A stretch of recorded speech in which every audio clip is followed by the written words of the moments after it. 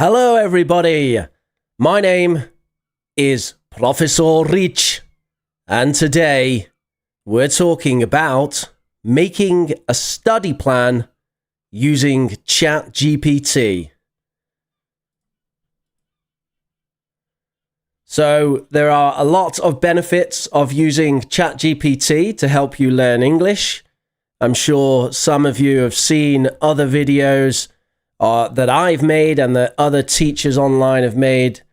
But today we're going to do something a little different. We're going to make a study plan using ChatGPT.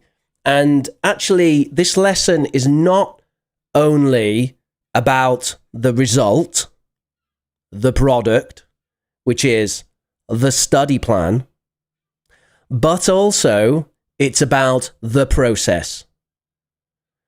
And actually, all good language learning should focus on the process rather than the result. Because, of course,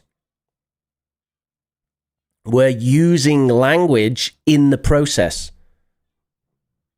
So the process itself is part of it.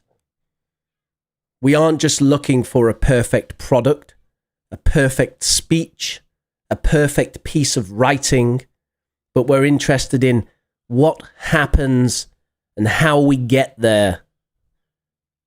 And you'll see today that there are a lot of very interesting things we're going to talk about. This is absolutely an information-dense lesson. Information-dense means there will be a lot of information in this lesson. It might be a lesson you want to watch more than once because we're going to learn a lot about ChatGPT. We're going to learn quite a lot about study plans, and we're going to learn lots of different techniques interacting with ChatGPT, and there will be quite a lot of vocabulary along the way. So if you are joining me live, then you can say hi in the chat.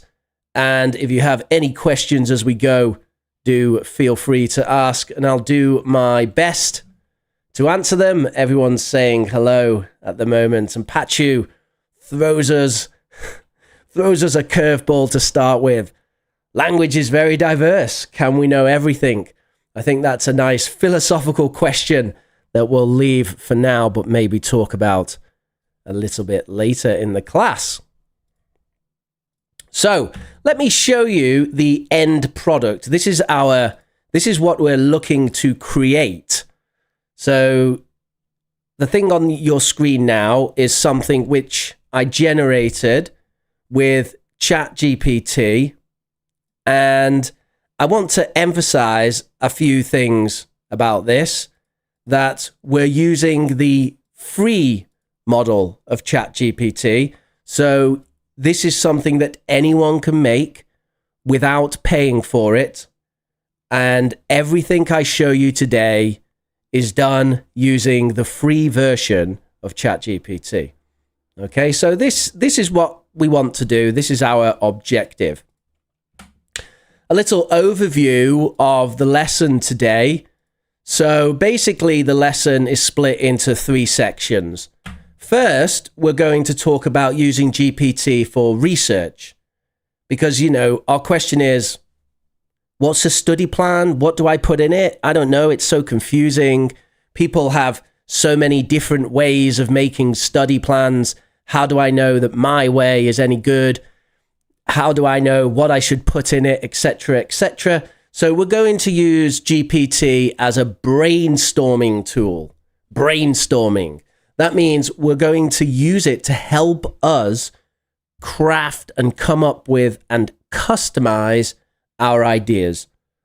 The next section, we're going to use GPT for advice. So at that point, when we have all of our brainstorming and ideas about our study plan, we're going to use GPT to say, look, put all these ideas together, and now what should I do to improve my English? What ideas do you have for me now, given all this information, to improve my English. And then finally, we're going to make that into a plan format, which has goals and objectives throughout a 3-month period. And that will be using GPT to plan. So they are the 3 sections of our class today. And I want to give credit to Dr. Jules White. Most of the patterns that you see today in this lesson are based on material that I learned from his online courses at Coursera, and I will give a link to those courses at the end of the chat. The class. So I want to stress again that we are using the free model only today. So we are using the free version of ChatGPT. Now, the paid version of ChatGPT 4.0 is superior, but today we are going to use the free one because I want to show you something that anyone who uses the free version can do. So the first thing I want to talk about, the first prompt or pattern that we're going to be using is that we're going to ask ChatGPT to use simple English. Now, there's a few reasons for this. I mean, first of all, you might think, well, it's because we're English learners and you want to simplify it. Yes, but I know that some of you will react to that and say, I don't need simple English. Just give me the real thing. I'm fine. I understand that perspective. However, it's not only about the English. This is actually a useful prompt to use even for native speakers. So we're not doing this just to make the English easier, but we're doing it to help get a higher quality prompt, higher quality response from ChatGPT. So ChatGPT uses too many words, especially the free version. The free version is very talkative. It uses too many words. So we want to limit it a bit. It uses words that are too fancy. In this case, we don't want fancy words. We want information and instruction. Fancy words are great for impressing people, but this is not about impressing people. This is about having something that's clear and easy to read. So, the very first prompt that we're going to start with is this. And we are going to use this prompt, in everything that we say to GPT today. So it says, use only B1 level simplified English. We're going to say that in every prompt that we use. So that will always be a sentence in any of our prompts to ChatGPT. Okay? Right, now we get on to research, and I feel like we've missed a slide here. There's supposed to be a slide which says research. Yes, there is. Let me try and get that slide back in there. It's in the wrong place. Don't quite know how that happened. There we are. Research, section 1 of the class. So, thinking about research, what should we put in our study plan? I don't know how to make a study plan, and I'm a teacher. So, I need to know, where do I start with this? All I know is I want to improve my English. What next? Well, let's use ChatGPT to help us. We're going to use a number of prompts to help us. The first one is called question storming. I love this. Get ready for this. It's great. I'm going to have a little drink of coffee. Ideas in the chat. What do you think question storming is?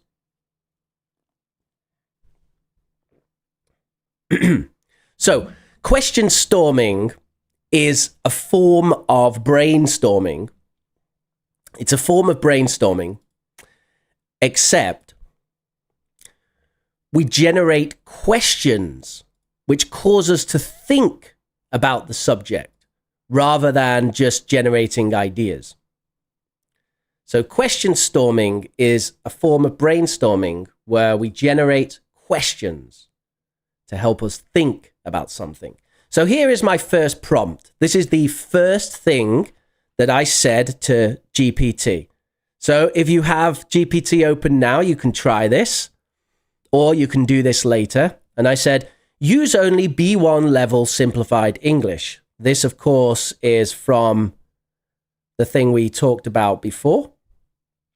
And then I said, help me brainstorm questions to best design my English study plan. That simple, right? So that's my first prompt to GPT.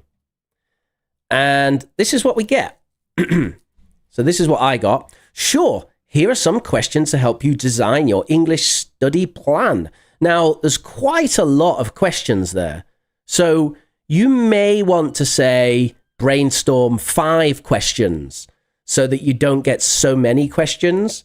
But actually, I quite like getting a lot of questions because I like to think about things. So I quite liked this. So I had a look at this. These are the questions we got. What are my main goals? Learning English. That's a good question. Answer in the chat. What is your main goal learning English? Type it now. Question 2. How much time can I spend studying each day?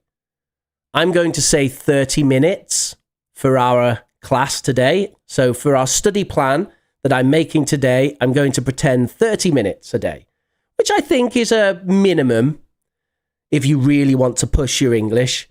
An hour, 2 hours would be amazing, but 30 minutes a day is a nice minimum. Number 3 says, what are my current strengths in English? And number 4 says, what are my current weaknesses in English? All right, we can have a think about that in the chat again. What are your strengths? What are your weaknesses? Now, Sleepwalker has said, to speak fluently is my main goal. I'm very, very happy that you said that, Sleepwalker, because that is actually very similar to the main goal that I used to make our example plan today. And you will see that in just a moment. Question 5, do I want to focus on speaking, listening, reading, writing? And then we've got some other questions here, 6 to 10. So, what we're going to do now is we're going to use this. We're going to take this a little bit further to the next step. So, what we're going to do is we're actually going to answer those questions. So we're going to answer those questions just directly to ChatGPT. Okay? And that is what I've done. So here's my answers. Not quite speaking fluently, but I put that my main goal is to speak with confidence. I've said that the time I have is 30 minutes. I've said that my strengths are reading and writing, but my weaknesses are pronunciation and fluency. And then I've answered the other questions. And what we get when we do this is that GPT now tries to help us. It takes us, excuse me, it takes us to the next step. So we have actually some great ideas now. This is part of our brainstorming. This basically takes us to classic brainstorming. So we've had the question storming, which has helped us really think about the topic with all those different questions. And now we're on to brainstorming. And I'm going to have a look at some of those example ideas of brainstorming in just a moment. I just want to remind you all to smash that like button and hit subscribe if you're enjoying the class today. Thank you very much for your support, and any questions in the comments down below, or you can chat in the live chat. So here we have our classic brainstorming ideas, which have been generated very specifically as answers to our questions.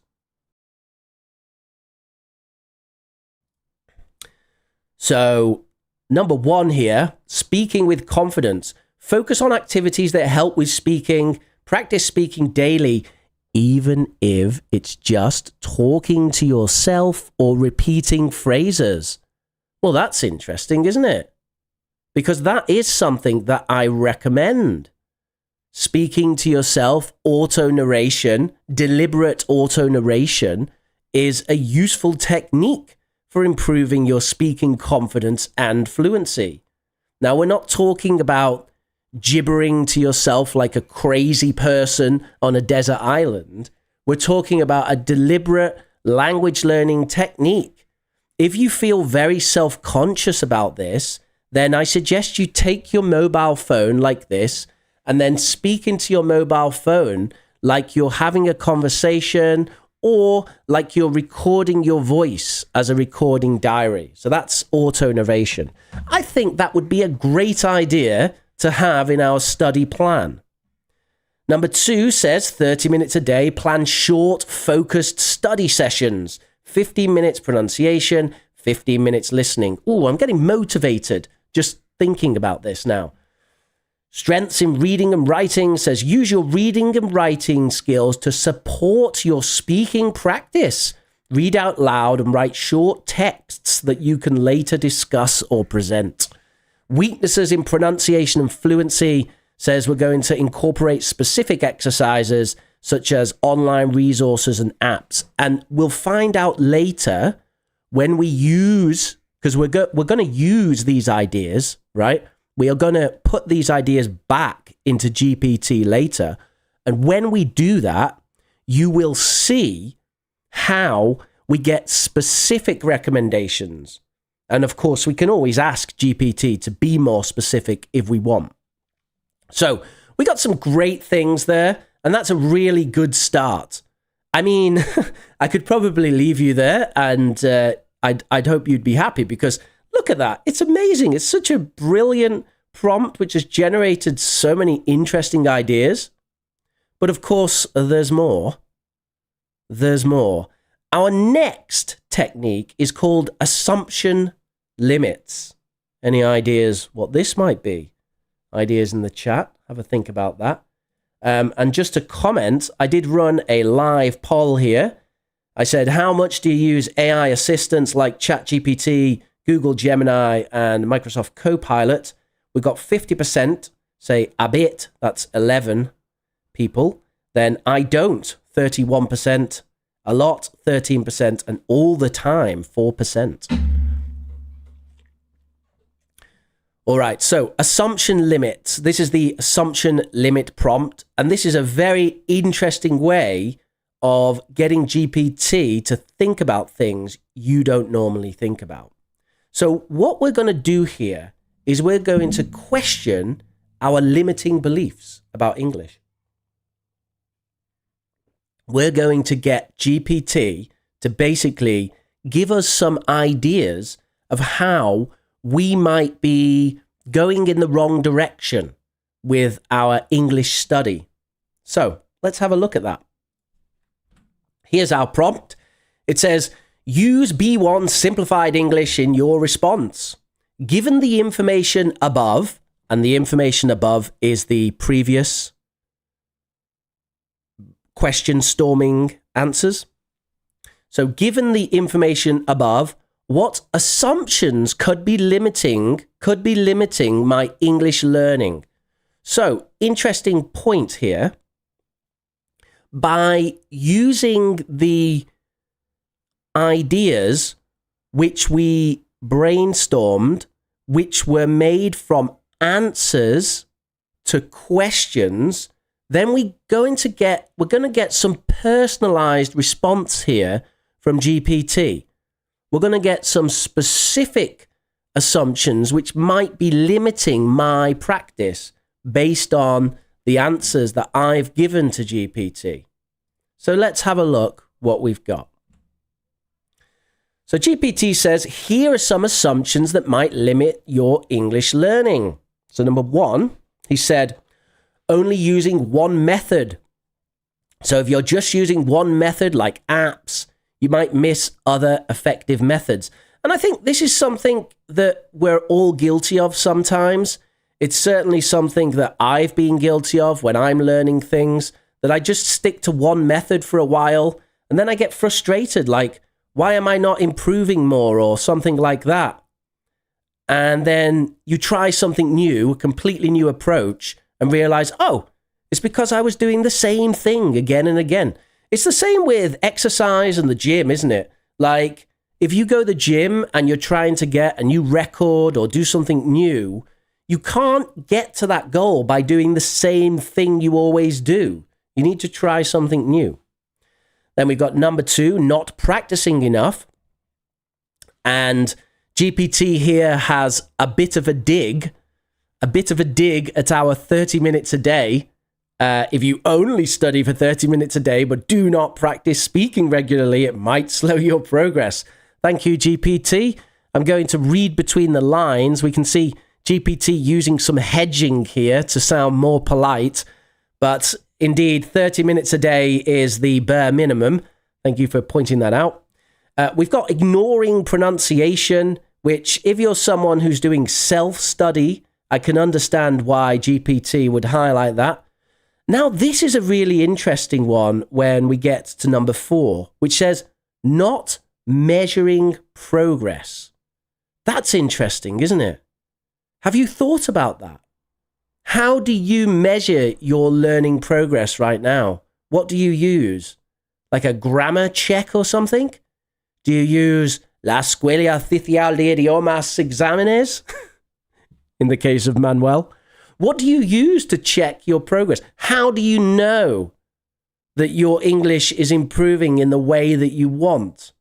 You know, it's not an easy question. Checking progress can be quite difficult. There are a few ways you can do it. Maybe I should do a class on it in the future. One way is recording yourself and then comparing. That can be one way. Another way is taking exams like IELTS, obviously, but that's an expensive way. So how do we measure our progress? And then moving on, limited resources, not exploring our preferences. If you don't, look at this, listen to this. If you don't try different methods of learning, you might miss the method that works best for you. I totally agree with that. When I first started learning another language as an adult, when I was 27 and I started learning Spanish, the first method I tried was kind of speak and repeat audiolingualism. And actually, it was very effective for learning lots of new basic vocabulary. It worked quite well at first. But I did get really stuck on that method, like just using that method, and it did hold me back.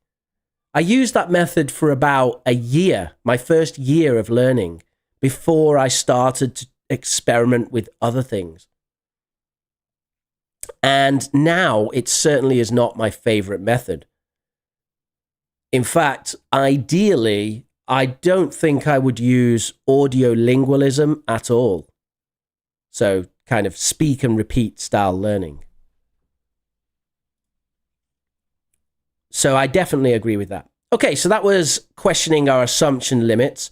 Now we've got 2 more interesting things to look at in our research segment today before we move on.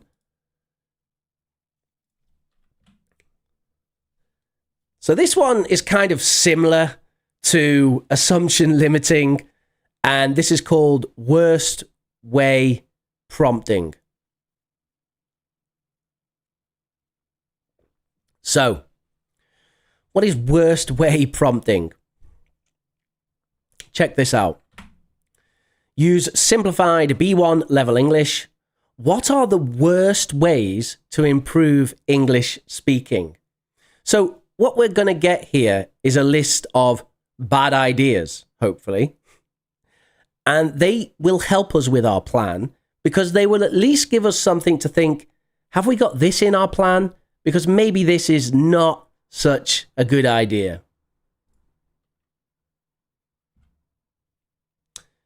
So here are some of the worst ways to try to improve your English speaking. Ignoring grammar. So that's quite interesting, isn't it? That GPT here mentions ignoring grammar can make your speech unclear or confusing. Now, personally, this is not something that, I mean, you know me. This is not something I would ever say, not because I think grammar is unimportant. That's not true. Actually, I do think grammar is very important. But the reason I wouldn't say this is because I think 99% of language learners put too much attention on grammar. Too much. And that's why I wouldn't say this. So we actually get to see a limitation of GPT here, where GPT is not a professional English teacher and obviously can't always give you the best advice. Hey, it's not bad for free though, right? All right, number 2, only reading and writing. And it's interesting there because it seems like we're being targeted by GPT in this one, because maybe it's referring to how we mentioned reading and writing before as being our strength. And it says, if you only focus on reading and writing, you miss out on practicing speaking and listening. True. And of course, this is really something which happens a lot in schooling systems all around the world. It's just the easy thing to do. Focus on reading and writing. Don't worry about speaking because that's hard for kids and hard for everyone, and the teacher doesn't speak well and so on. Moving on. Avoiding conversation. So now we get on to issues of maybe social anxiety and things like that. There are a lot of people who kind of feel embarrassed speaking another language, and so they avoid it. And GPT is kind of pointing it out here and saying, look, you can't do that. You can't avoid conversation. You have to get out there, speak to people in English. Don't be afraid. Go for it. Okay, so not speaking with others will stop you from practicing and improving.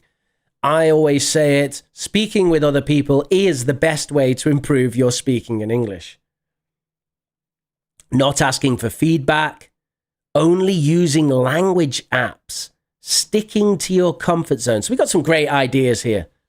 And obviously these are things that we want to avoid, and you'll see later how I'm going to bring these into our plan. Okay, so the final part of our research is we're going to use something called analogous thinking. So, what does this mean? Analogous, very fancy word. Does anyone know what I'm talking about with analogous? So, with analogous, we're talking about a noun called an analogy. And an analogy is when you say, this is like that. So, for example, maybe I would say, learning a language is like learning an instrument. You have to practice muscle memory.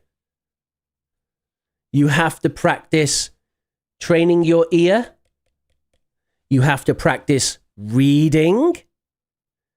You have to practice making the right sounds. You have to practice learning connected sounds together. So that would be an analogy. Like playing a musical instrument is like learning English. That's an analogy. Now, we're going to use GPT to do some analogous thinking for us, which is personalized to us in order to help with our personal study plan. So, the character that I'm assuming in this is someone who likes table tennis. Now, I'm not a big table tennis fan. I just used it as an example. So if you have a look at my prompt here, I've said, use simplified B1 level English. Help me with analogous thinking. How can strategies and practice of table tennis help me to learn English? And if you are very, very sharp, you will notice a spelling mistake in my prompt. So it says, how can strategies and practice of playing table tennis help me to learn English? So let's see what we get here. And obviously, if you're someone who likes table tennis, this is going to be very helpful because you're someone who's got very good at table tennis, and now you want to know how you can do something similar, but with learning languages. And Zoya has got the correction there. Thank you, Zoya. So for everyone else watching the video later, practice is spelled incorrectly here, because when we spell practice with an S, it means the verb, but here it's being used as a noun, so it should be spelled with a C. So here's our answer.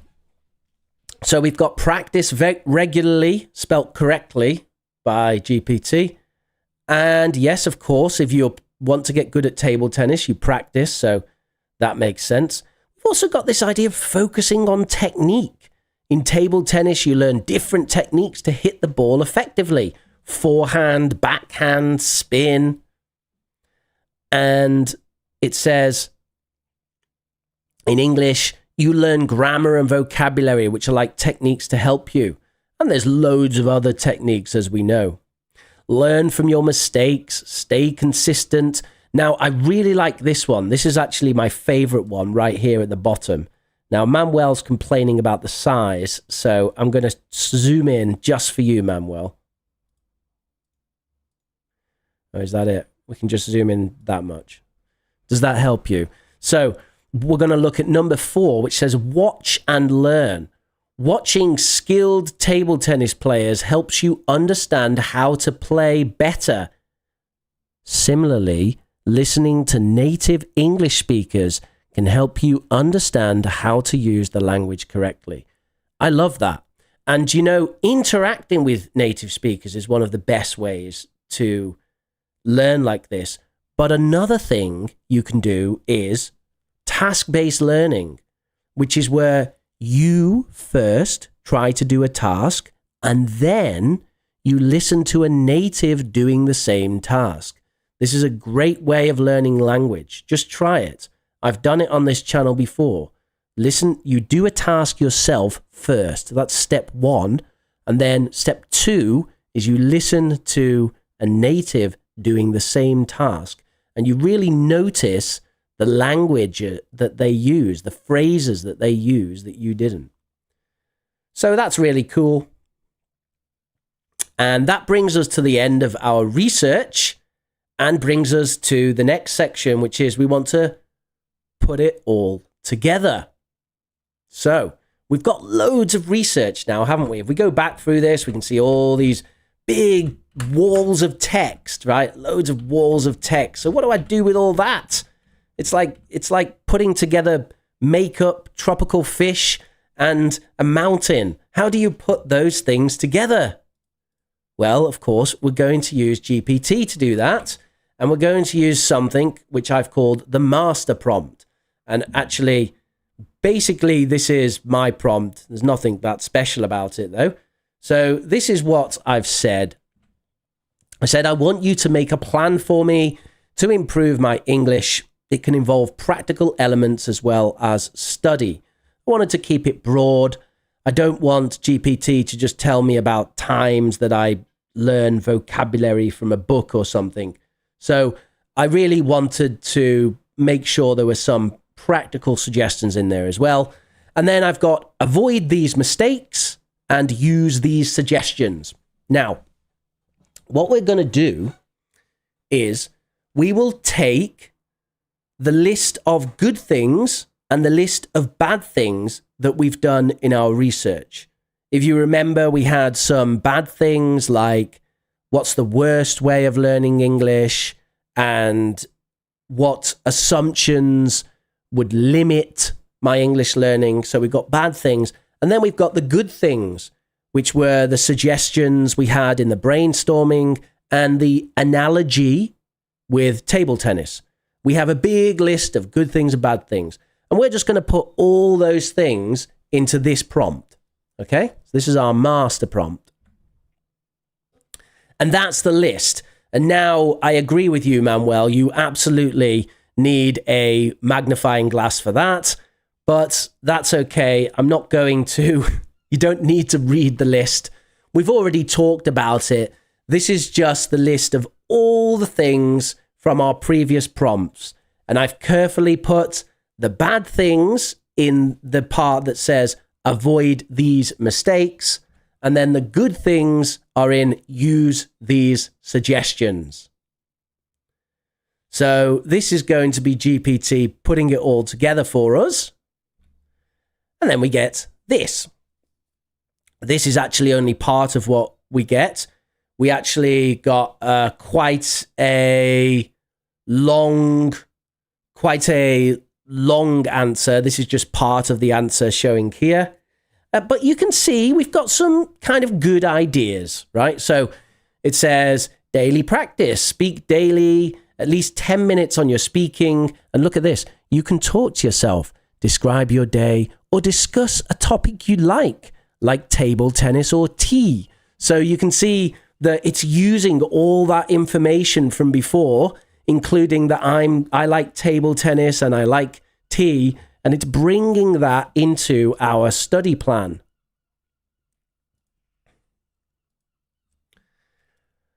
And then we've got 30-minute study sessions with pronunciation and listening, and then practice with real conversations. We've got language exchanges, tutoring, and so on and so on. So what we have here is really a list of personalized suggestions for us to learn English. This is kind of the advice part of the class, right? I said I wanted GPT to give us some advice, and that's what we have now. We have advice, but it's still not a study plan. So I want to make this better because I want to make it into really specific things that we can do with specific targets. Okay? So first I'm going to make it, this is the second page of things it gave me. So it's actually said here about setting and measuring goals, which is something that I want. I want that. And I want GPT to do that for me. So first I'm going to make it pretty. Okay. So here's just a little prompt that can make it look better. And it says, beautify the layout and format of this, include emojis and ASCII to help with design. And we just have something that looks a bit better. And yeah, I like it. I like the way that GPT beautifies stuff, okay? Now we move on to the plan section. So we have loads of advice and it's all pretty, but could it be better? Because actually there are some problems with the advice, like it's very general and really we want it a bit more specific. And then also, what should I actually do and when? So what should I actually do and when should I do it? So I want GPT to answer these questions for me as well. So we're going to use a very, very complicated prompt now. I don't want to scare you, actually. So let's get it off the screen for a second. And maybe actually what we'll do is smash that like button and hit subscribe. Hope you're enjoying the class so far. We are coming to the punchline. Actually, let's have a little drink for a second.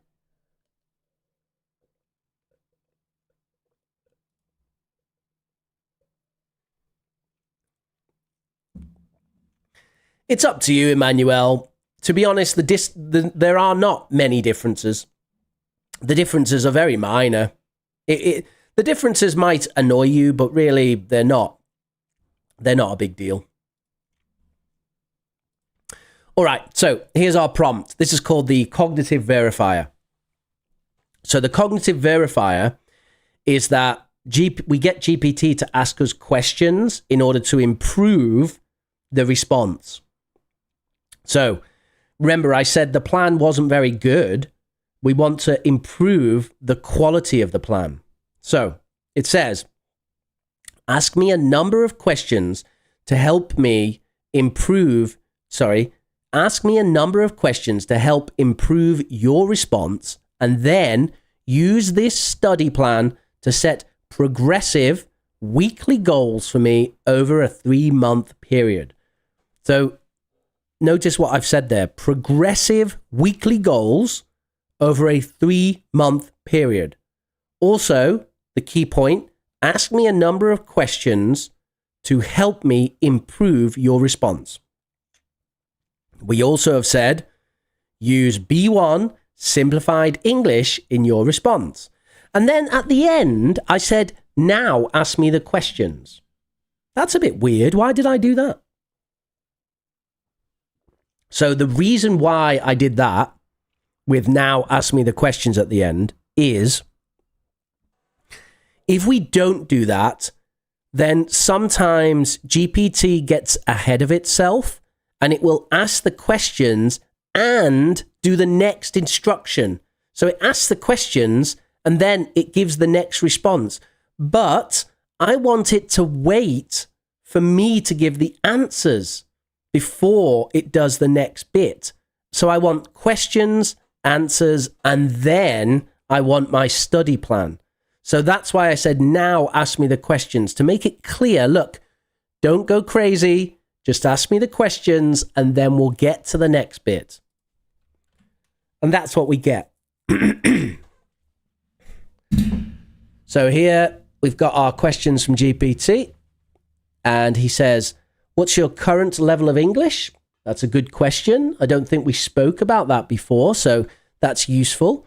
What specific areas do you feel need the most improvement?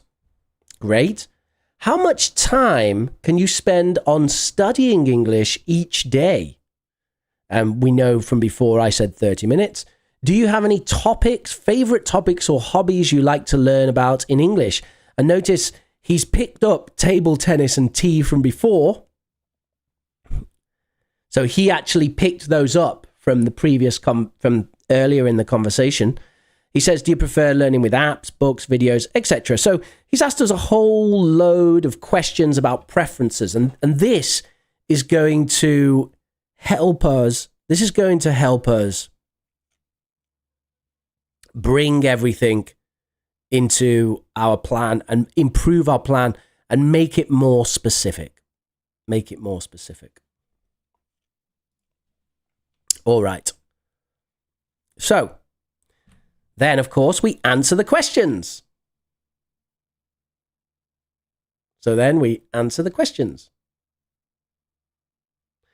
So upper intermediate, speaking and fluency. You'll notice here I've added cats. So table tennis, tea, and cats. I've said I like Duolingo, but not sure it will help me now. Duolingo, quite good to get started, but doesn't really help when you're upper intermediate, does it? I want to speak English without effort. That's my goal. I feel frustrated by mistakes, etc., etc. So we've got some personalized information here, and hopefully this will help to make something much more specific. And then we get this. And we are going to look at that. However, I want to just, before we look at that, I want to fix my slide, my next slide.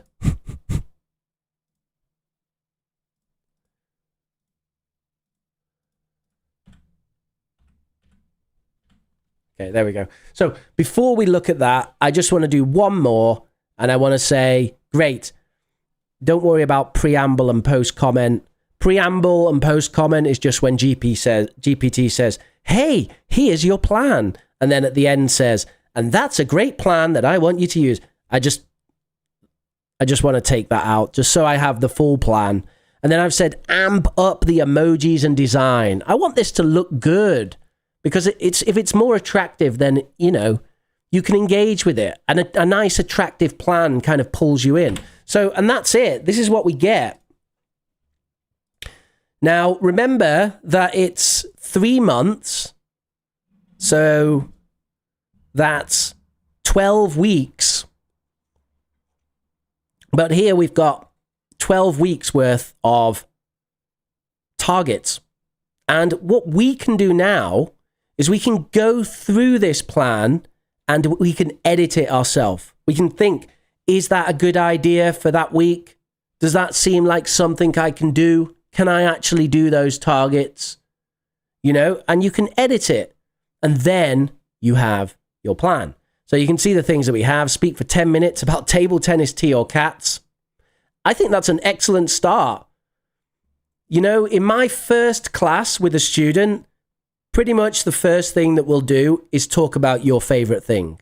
It's like my go-to subject for a first class with a student is I want you to talk about your favorite thing. 15 minutes watching Prof Rich live streams. That doesn't quite work. Maybe mentioning Prof Rich live stream wasn't a great idea, but it's a good advertisement. Thank you, ChatGPT. So you can see we've got all kinds of different ideas here. Look at this. Record yourself speaking on different topics and review. Listen to a podcast episode and summarize it. That, by the way, is an excellent that's an excellent thing to do. Listening to a podcast episode and summarizing it, I think, is a really, really useful task for listening skills and for writing, actually. So that's a really good task. That's something that I do at the moment with my university students. And so that is our end product. And you can get full access to that, actually. I'm going to show you how to get full access to that if you want it. However, I would suggest you go through the process and make your own.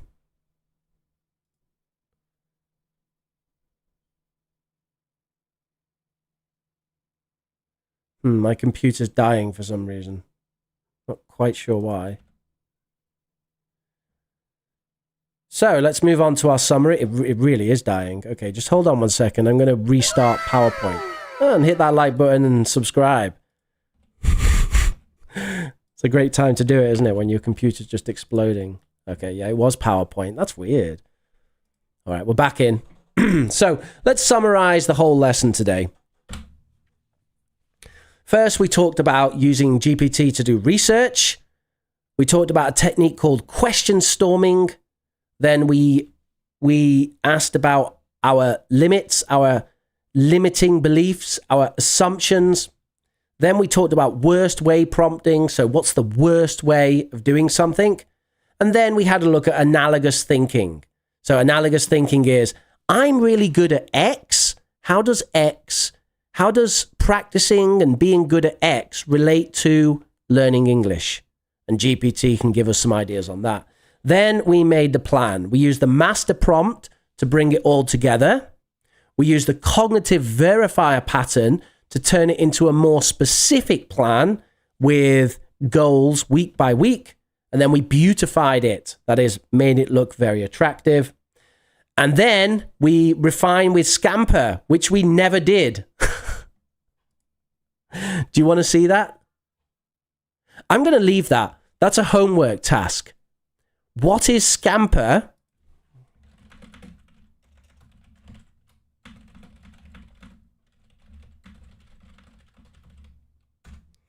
What is Scamper and how can you refine something with it? Oh, Pachu wants to see it. All right, just hold on 1 second, Pachu. I think I can show you.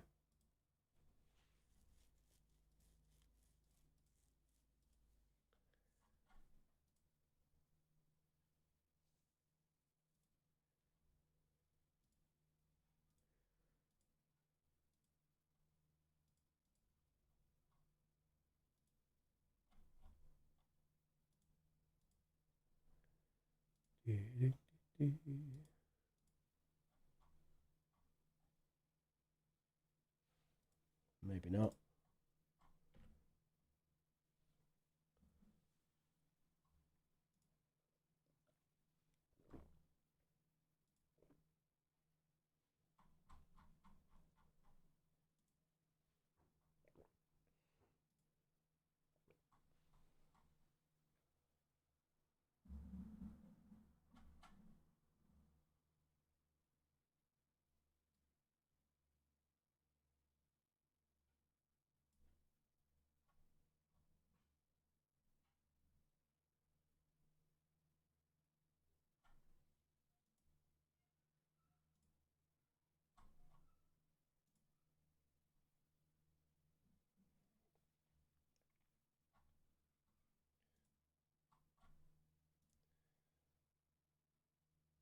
Yeah, funnily enough, I can't find where I did it, even though I did do it. Oh, wait, I think I've got it. Yeah, I've got it. Okay, so last part then. So Scamper is basically a technique which is for creative thinking and problem solving. This is our post credit scene, by the way. That's why it looks like that. So Scamper is a technique for creative thinking. It stands for substitute, combine, adapt, and modify. Put to another use, eliminate, and reverse. And it says, here's how you can apply Scamper to refine your 3-month study plan. So basically, I said to ChatGPT, use Scamper to refine this. That's my prompt, right? And then basically what we get is we get a thing where it has taken the sort of outline of our plan, but it's changed it. So we have something new, right? So it said like daily practice, substitute, replace talking about your interests with role-playing different scenarios related to daily life. Combine talking about your interests with learning new vocabulary. And then pronunciation, 15 minutes with apps. It says adapt pronunciation exercises to your specific challenges. And then 15 minutes watching Professor Rich. It said modify your focus to note new phrases and idioms. And by the way, this would actually improve if we edited this out manually and then asked ChatGPT to apply Scamper to it. So we actually said, look, 15 minutes? No. I watch Professor Rich for 2 hours. So let's do 2 hours watching it, but modify my focus to note new phrases and idioms. That sounds like a good idea. Yeah, why not? I mean, watching this stream now, if you had a kind of a sub goal while you're watching the stream of making a note of like interesting phrases that I use, that sounds like a great task to me. So that's Scamper, and that's how you would use it. All right, everybody. So we have got to we have got to question time now, and there's a few things for you to check out actually related to the class today. First of all, you can actually check out the chat that I had with GPT. If I can actually get to copy it, you can check out the chat that I actually had with ChatGPT, and you can do that at that link. That should take you to. Is it going to work? Because I can show you. Yeah. So that'll actually take you like that to the chat. It's not all of it, but it's part of it, and it's the kind of interesting bit. So you can have a read, and that's the real chat I had with ChatGPT. And then the other thing I've got for you, as always, are the notes from today.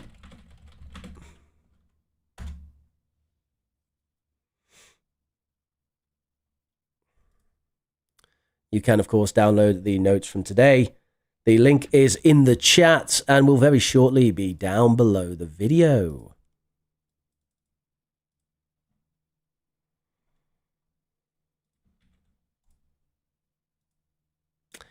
And we are now on to question time. So if you have a question about learning English or about the lesson today, then please feel free to put that into the chat and I will do my best to help you.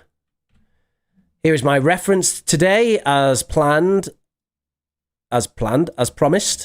I do highly recommend this Coursera course. Thank you to Dr. Jules White.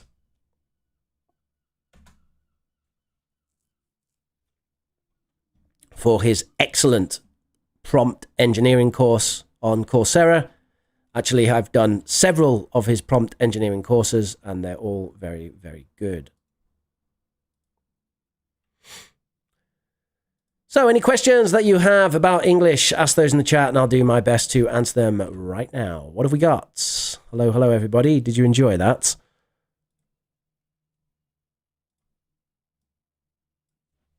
Shanze is like, what are we doing today? You missed it. Watch it later. I spent like 3 hours planning it. Patrick says how to use Otter AI. Let me have a look. What is Otter AI? Never take meeting notes again. Get transcripts, automated summaries, and chat items. Okay, start for free. Ooh, for individuals just getting started. I'm having a go now. Continue with Google. Use my business account. Yes, that's fine.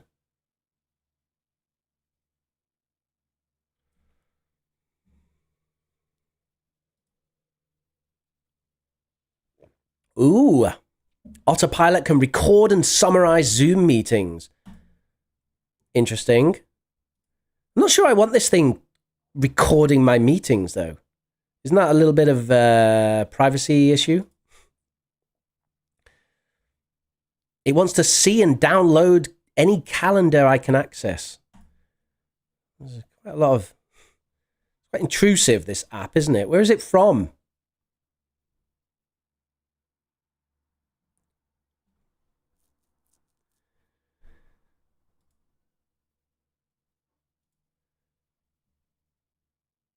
Let teammates join. No, I don't care about that. I'm still not seeing anything here. Which department do you work in? Other. Education. What is your role? Senior leader. All right. So, okay.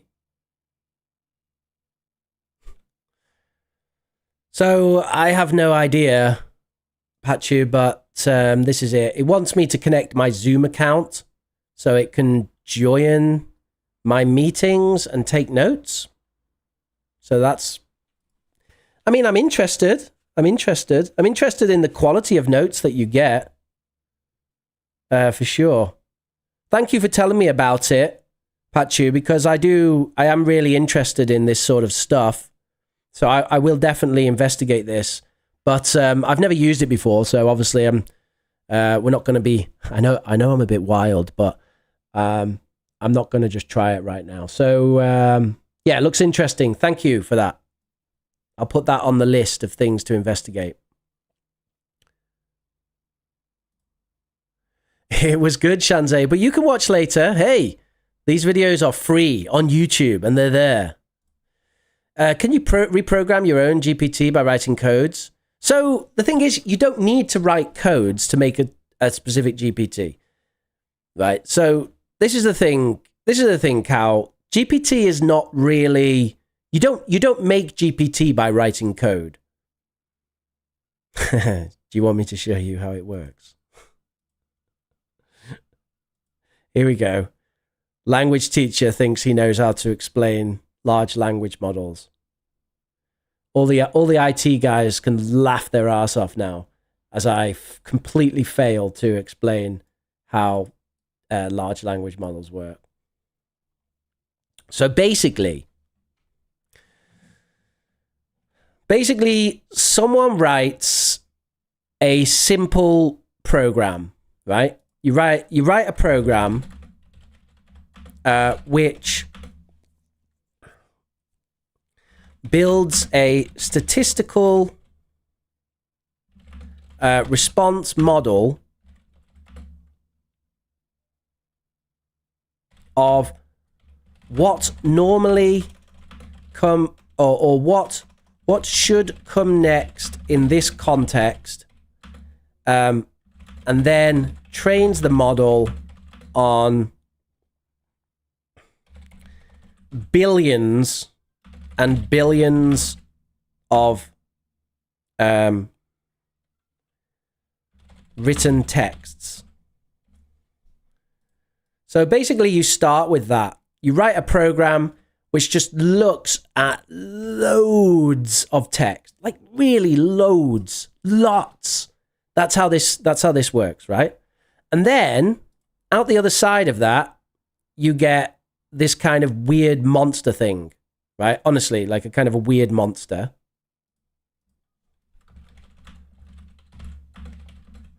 You get like a weird monster which seems to make sense, but is a bit wild, right?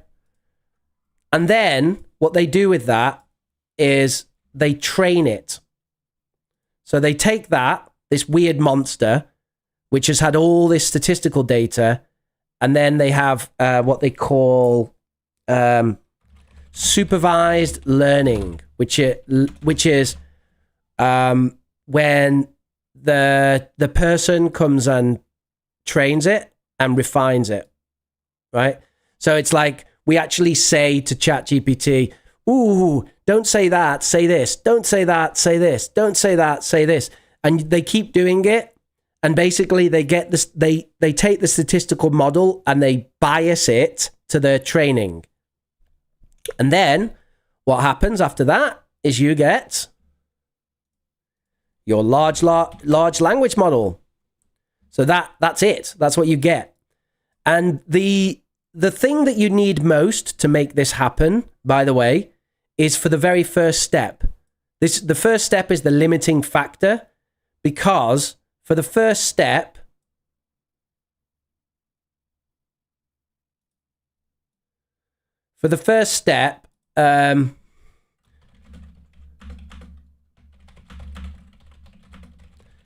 you need a lot of computing power.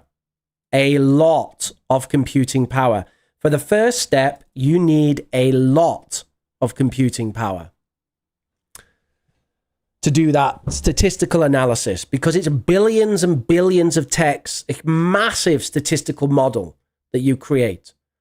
And that's the thing that's really difficult. Once you've made the statistical model, it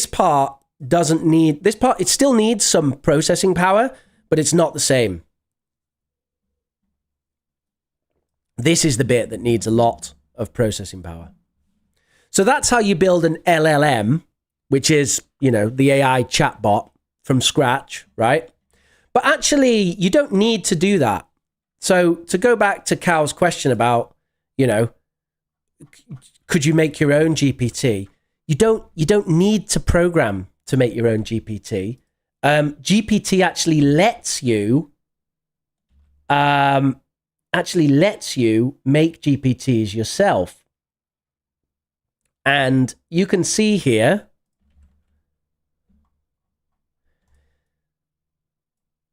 these are some of the GPTs that I made that I use.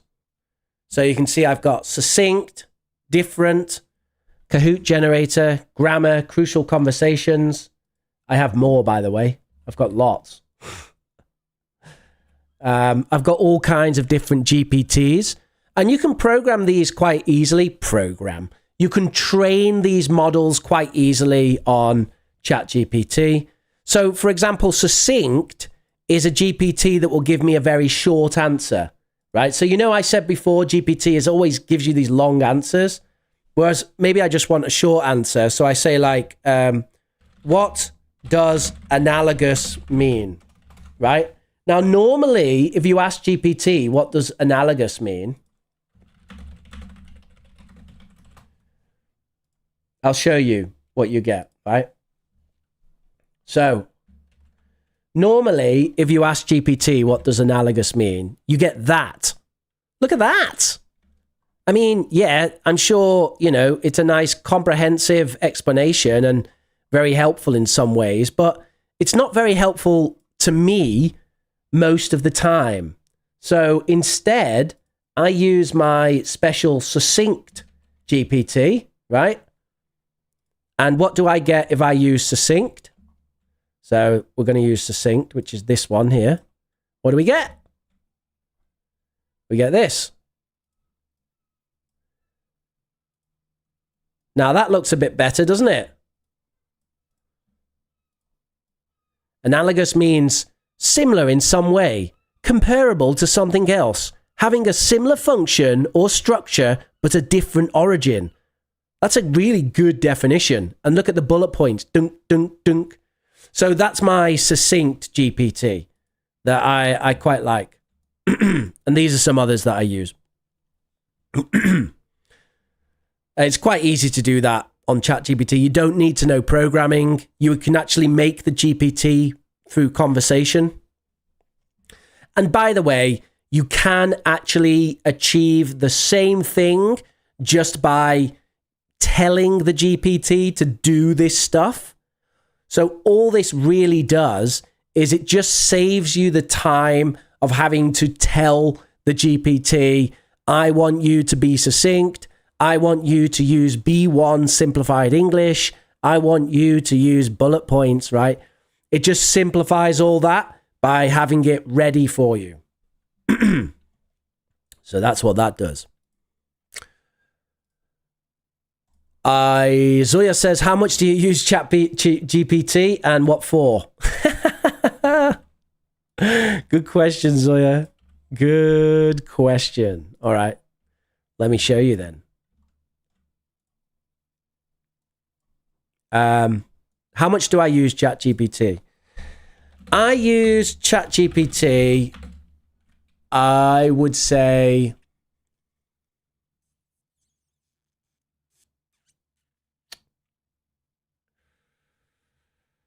let's say this. I have about 15 to 20 conversations, inquiries with ChatGPT every day, on average. I would also say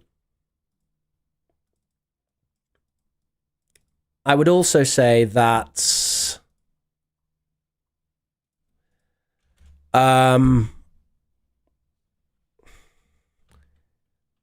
instead of searching Google for many things, I will go to ChatGPT first.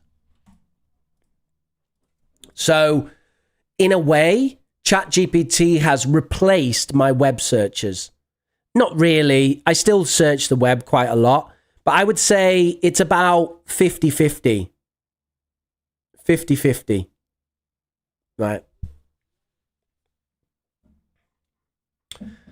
Maybe more 60-40. Maybe like 60% Google search, 40% ChatGPT. So I often go to GPT first. And then Zoya also said, what for? So I'm going to give you a non-exhaustive list, Zoya, of the things I use it for. 1, writing emails, or at least drafting, let's say, emails. 2,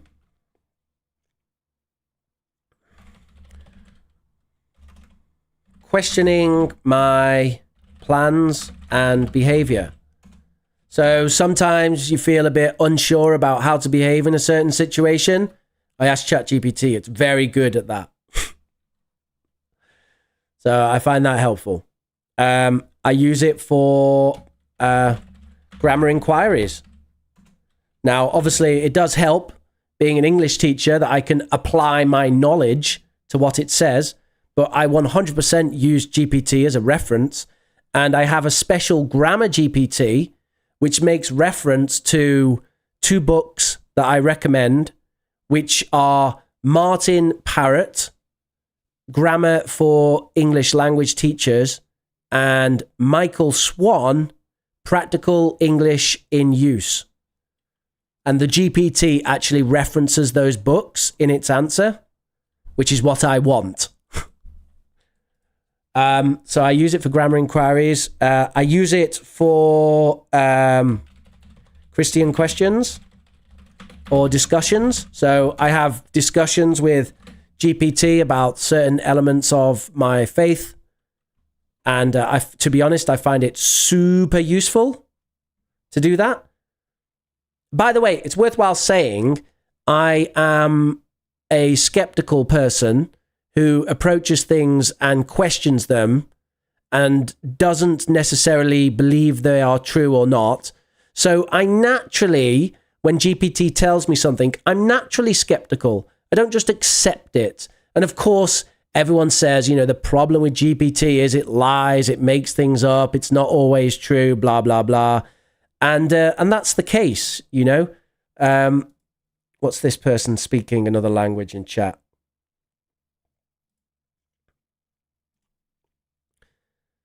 English only in the chat, please. English only in the chat. So I use GPT for discussions and inquiries about my faith in Jesus Christ. And it's very, very helpful and interesting. And of course, as I was saying, you don't necessarily take that as, oh, that's the truth then because GPT said it. Of course not. Of course not. But also, when some guy on the street tells you something, when Donald Trump tells you something, when the newspaper tells you something, when Manuel Gordillo tells you something, you're not going to just believe everything you hear, are you? So it's the same with ChatGPT. You don't just believe it. You have a discussion. So it makes you think about it. So I use it for that. I use it for planning classes. Absolutely. Use it for planning classes. 100%.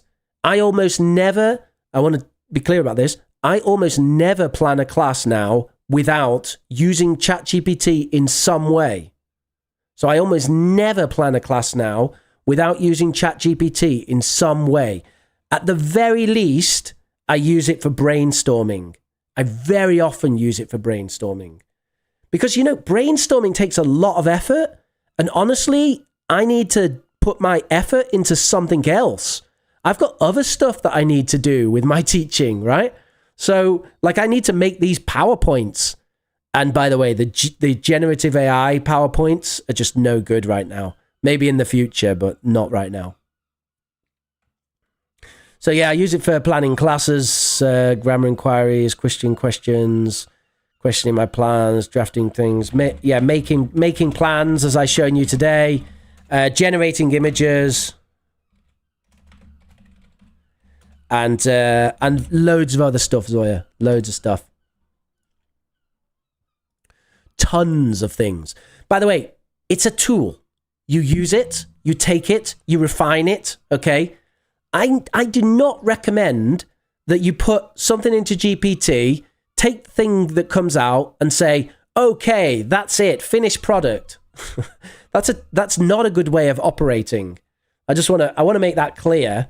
And if you do that, you will soon become quite disappointed with what you get. You might even become quite disillusioned with GPT in general, if that's what you do. So if it's like,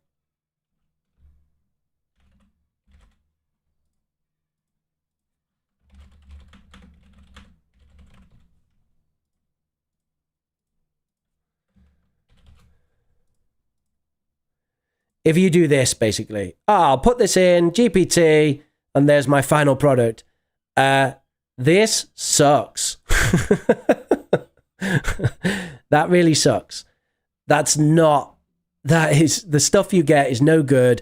And this is why everyone now is kind of acting like, oh, large language models are not that good. They lie. It's easy to see it. They're not that helpful, blah, blah, blah, blah. There's this big kind of counter movement against it. It's because that's not what you're supposed to do with it. If you do that, yeah, it's going to be rubbish. Okay? You need to use it like an assistant, right? It's an assistant. It's not a replacement. It helps you. It doesn't do your job, right? Anyway. I'm in rant mode now. Can you tell? I'm like ranting. I feel like I need another coffee. How long do we want to do a Q&A for? There's quite a lot of questions. Okay, I tell you what, folks. There's quite a lot of questions, and I do want to answer them actually, since people are in the mood. You're in the mood today. So let me just take a let me just take a sort of 5-minute break. I'm just going to get a coffee.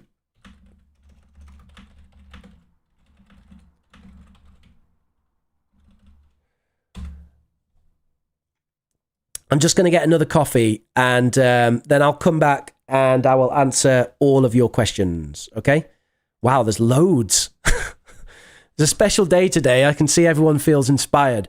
All right, I'll be back in 5 minutes.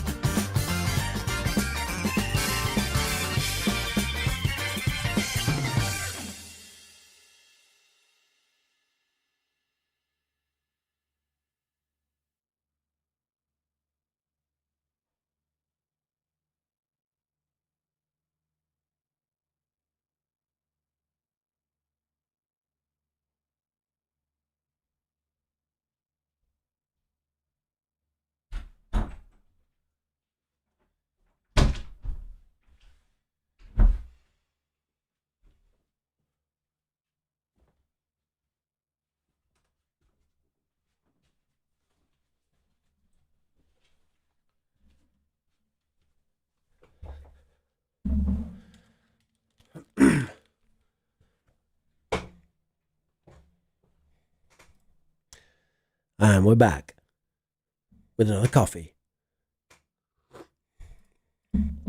All right, moving on. Shanzai says the notes are quite fancy, by the way. Oh, thank you very much. I do my best, Shanzai. I do my best. I have noticed that basically appearances are everything. Oh, dear me. It's a funny old world, isn't it? Appearances are everything. So people love those. They love fancy looking notes. So I'm putting a lot of effort into my presentation now.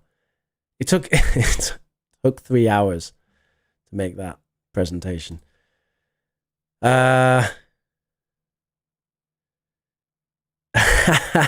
Thank you, Manuel.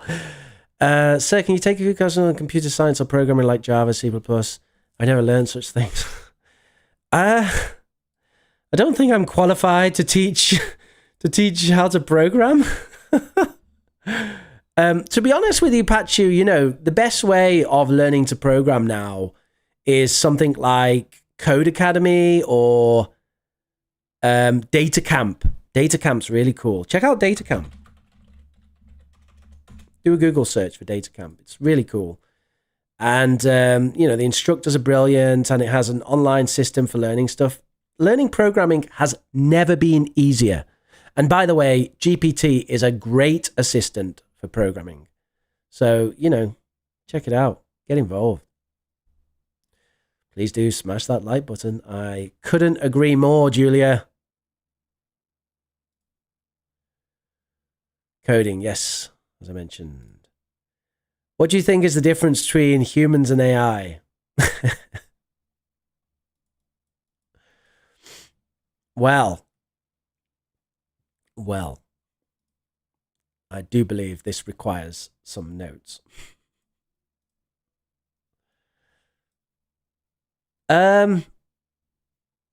First of all, let's have a caveat that what we have right now is not machine intelligence, and nor is it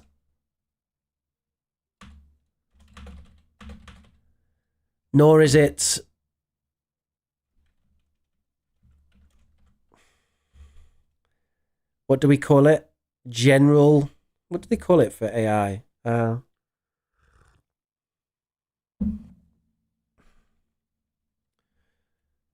Nor is it true AI, let's say. Okay? What we have is a predictive model which, let's say, chats a bit like a human. This is what we have. We have a predictive model which sounds a bit like a human, basically. And this is one of the reasons why the Turing test is done. The Turing test is done.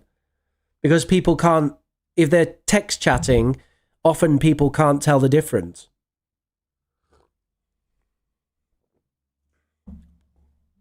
Which is interesting, isn't it? So what we have is a predictive model which chats a bit like a human. So it's not actually intelligent because it's not thinking yet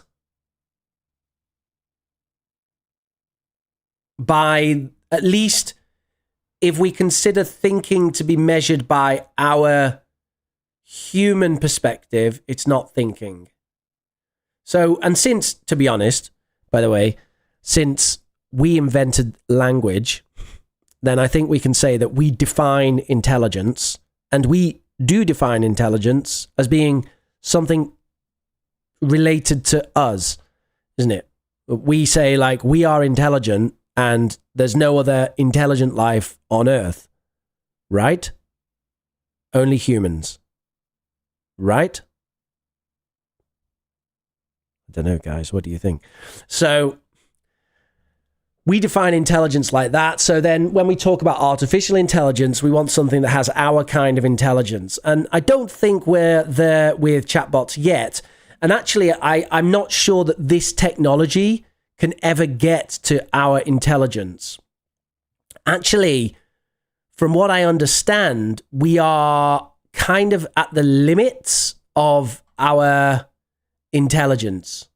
Our intelligence. We are at the limits of our intelligence as well. We're kind of at the limits of what we can do with the current AI technology, and probably the future of AI will be a different technology. So not this, but something else, basically. So large language models, according to some people, are already at their peak now with GPT and everything. And the future of AI will be something else. But hey, I'm not a computer scientist. And if you want to discuss sort of going forward, Tetsuro, well, there's things we can talk about there. I think that's a long conversation to have. I would love to see your videos as well. On what subject? Oh, Manuel. Yeah, come on, Manuel. Everybody wants the Manuel cast. That would be quite interesting, I have to say. Manuel has a lot of things to say. Very interesting opinions. You could have the kind of, what could you do, Manuel? It could be like topics of the week. Hot potatoes with Manuel.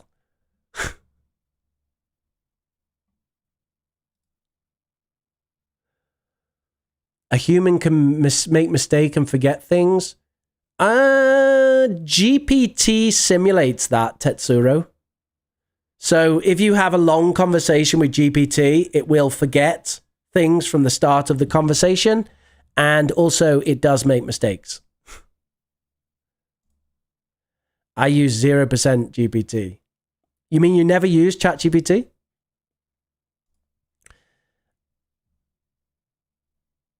Uh-huh.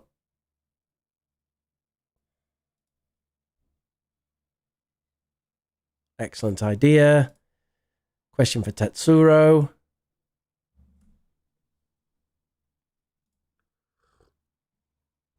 How much can we trust the information on ChatGPT? Now, that's a good question, actually.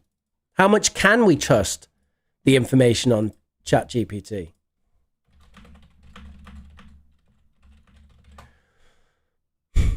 Let me ask you another question, Pachu.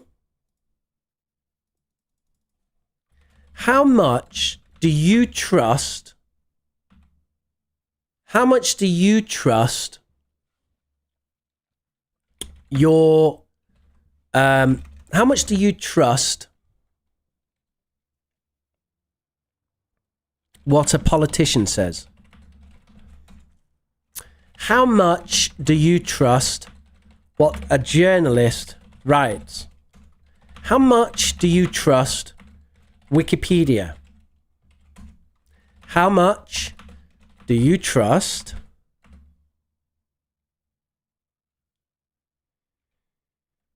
scientists? How much do you trust your doctor? Now, I'm not going to try and start a revolution or anything, but I have always been a skeptic, speaking now as a Christian, a newly reborn, not newly so much, but a reborn Christian, let's say. But I've always approached things with skepticism, questions, especially when it's authority. I always question authority in my life, but I think more than ever now, lots of people are also questioning authority, because lots of people have started to realize that things are not always as true as they are presented. And what is called true seems to change quite a lot, doesn't it? Have you noticed? In just 10 years, in just 5 years, in just 1 year, sometimes the truth can do a U-turn. So I think it's very important that we question what is true. And so to answer your question, Pachu, how much can we trust the information on ChatGPT? I would say, well, as much as you can trust anything else.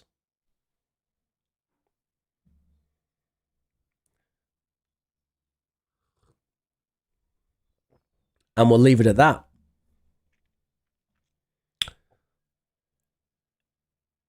But, let me just say one more thing. Never, ever use ChatGPT as an academic source for a fact. So it is not a source for facts. Okay? Ever. In fact, I probably wouldn't ever use GPT as a source. You can use it as an assistant to help you organize things, but not as an academic source. Some people do. They make reference to it, but don't. And not as a fact. Never do that. But that's just academia, you know?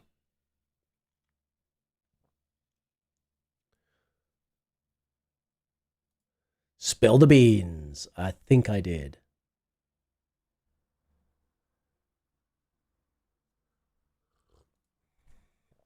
I don't think you can, Pachu.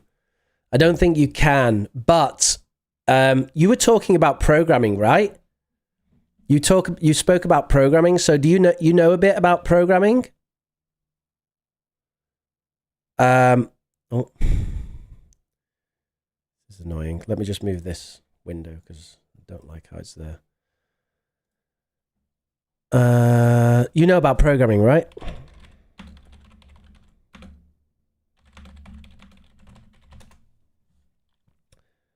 Because there are programs you can download for image generation.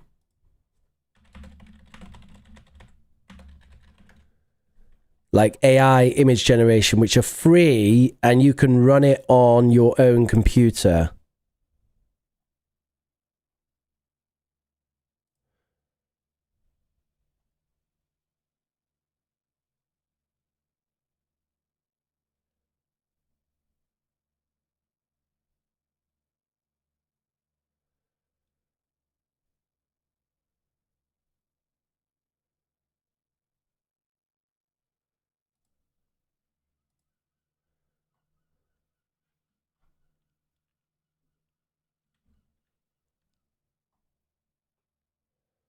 I can't seem to find the one that I was using. You'll have to look for it yourself. But there's if you go onto GitHub,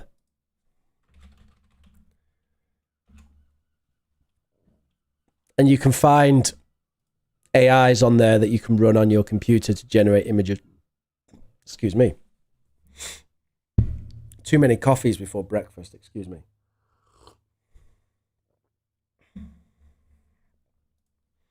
Yeah, Manuel gives me a class. Actually, I think it's more accurate to say, Manuel, that you do give a class.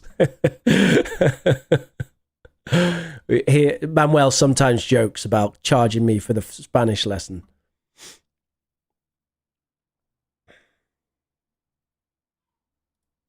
Wow, that's brilliant. That is actually fantastic to hear, Sanjay. I'm very, very happy to hear that. Brilliant.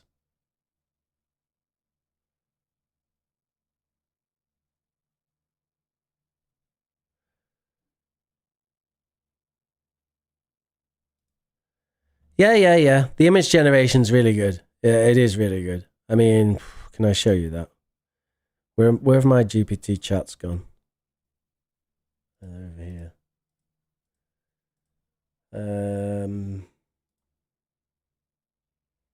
The image generation is just so good. Just say it saves so much time as well, you know. So you can see like my image generation here for the stream. I started with draw a grand lecture hall at Oxford University with an oak tree in the middle, 4K photo quality, make it look more like a showcase. Asked it for some other stuff, blah blah blah. Yeah, it's fun. And by the way, the quality is actually better than that. You can, zoom in and stuff. That's paid. You have to pay for that. £20 a month.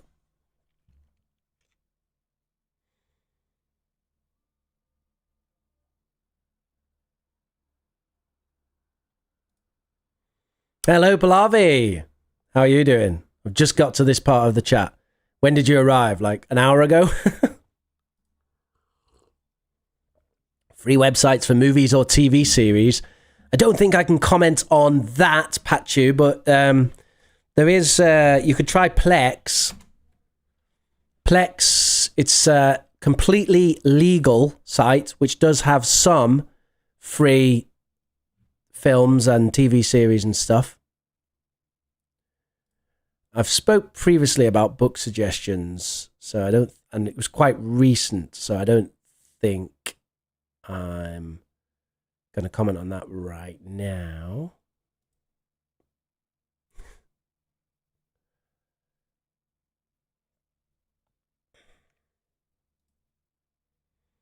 How do you personally study? Are you asking me, Pallavi, or was that a sort of general question for someone?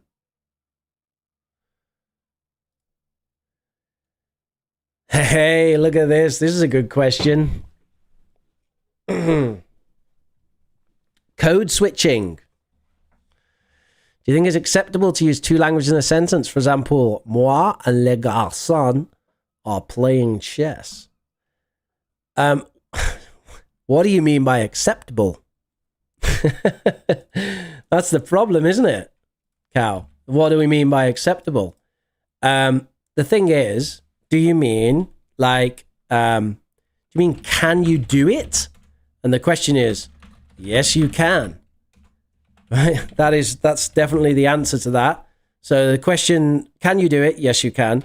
Can it sometimes be useful in some way? Yes, it can. So, okay, we've got some good reasons. Do some people dislike it? Yes, they do. So, you can use it. You can do it. It can be useful, but people sometimes dislike it. I think that pretty much sums up the position of code switching, using two languages in one sentence. I mean, it gets standardized because we get loan words.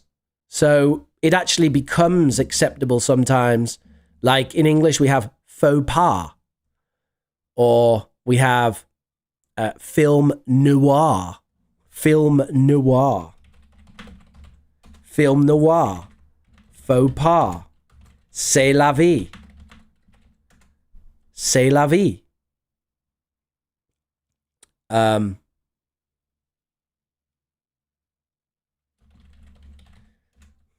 Champagne, cigarettes, and so on. So we have lots of these words that come in. Do we have some Latin? I think we have some Latin, right? Et tu, Brute. Everybody knows et tu, Brute. People say it. Oh, I see. Et tu, Brute. That's exactly what you just said, right? Code switching. Oh, I see. Et tu, Brute. Right? I'll have a cafe con leche, please. Yes, you can code switch. I do think, though, that when we code switch, that it does, there is kind of a change of our mind. Like, I do think there is a shift in our mind when we code switch. And so I do think that it can be jarring, can be a little, you know, you're kind of like, you know, when you do it. So sometimes can be difficult. Es como if yo were hablando French, Spanish idioms at the same tiempo. Oh, Manuel, you're a pro. Manuel is a pro, a professional code switcher. GPD often makes mistakes. Do you, Tetsuro? How often do you make mistakes?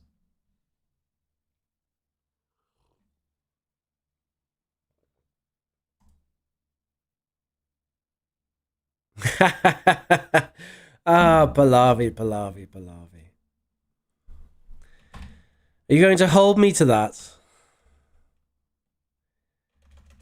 All right, let me see. Let me see if I can do this. So I haven't actually logged in to Discord since I had a problem with my computer. Just give me a second.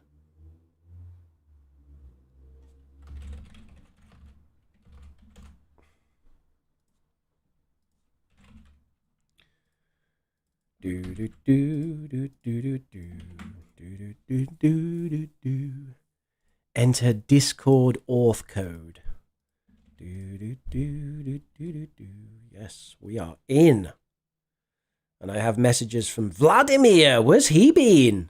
Where's Vladimir been? Is he here? I haven't seen Vladimir for ages. Has anyone seen Vladimir?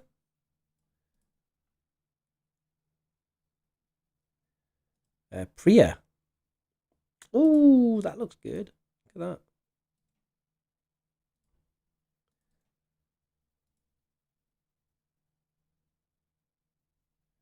So I'm just downloading the Cornell homework, which I did say that I would go through last week, or maybe even longer than last week. I can't remember when I said it. So Priya Pallavi. What's this? What is this, Pallavi? One app for your PowerPoint and PDF needs. Might be able to see by tapping that. No, that wants me to install that. What about if I click this? Oh, it's OneDrive.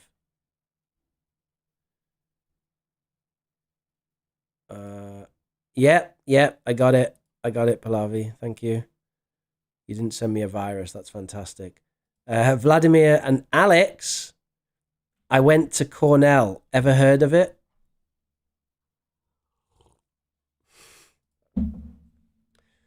So Alex just told a joke. And Vladimir, I don't know where he is or what's happening there.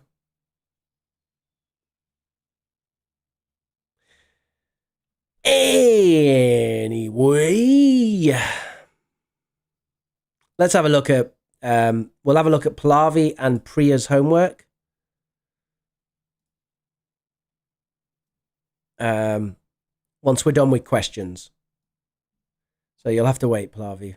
So we're in the middle of questions. You interrupted me. All right, back to the questions. Do we have any other questions? Wikipedia is a library. How much do you trust libraries? I don't. Libraries are full of lies. 2024, Rich Nolan. Libraries are full of lies. No, yeah, libraries are great. Libraries are great. But the thing is, Wikipedia has a huge bias. I mean, look, let me give an example, Alexander. How can they say The Guardian is a reliable source? I mean, really? The Guardian, in my opinion, The Guardian has zero credibility as an objective source. Zero credibility as an objective source. Actually, most news media has zero credibility as an objective source, but The Guardian is especially bad. I mean, The Guardian has always been quite a radical paper. They had a period in the early 2000s when they were quite central because their editor was quite a kind of central thinker. But they are way out there now. They're way out there. I got baptized 2 weeks ago, Julia. No. Did I say that? Where did you get that from? No, I said born again Christian. Born again Christian is just it's just a phrase saying that you have officially converted to Christianity. And for most of my life, I didn't say I was a Christian. I went through a phase of investigating Christianity, but I didn't find what I was looking for, and now I have. And now I'm a Christian. And I actually spoke about that, so you can have a look at that stream. It's on the channel. It looks like my ears had tinnitus. Thanks for your words, Rich. Always a pleasure, Manuel. How much money you give or invest to them for doing that? Sorry, Cow, I have lost the context. If I'm not baptized yet, is it a sin to drink and eat God's broken body given by the church? No, it's not a sin to do that. Not according to my church's beliefs. Not at all a sin. What you need, what is normally required, Julia, is that you accept that the Son of God, who, by the way, when I say the Son of God, what I mean is God in the form of a man. So you need to accept that God in the form of a man took all of the faults of the world upon him, suffered his own penalty, his own given penalty for those faults. And because of that, by grace, we are saved. So if you can follow that and you accept that, then you can take communion. That's what churches will normally say. They'll say, Protestant churches at least, I don't know about Catholic, but Protestant churches will say, come and take communion if you believe these things about the Son of God, and then you can come and eat and drink. But there's nothing fancy about communion. It's just something the Bible says we should do with other Christians, but it's not a magical thing. Like I know that the Catholics have this idea that it's like there's some magical transformation that happens with the bread and so on. But it's more the act of sharing that together as an act of worship and reverence. That's all it is.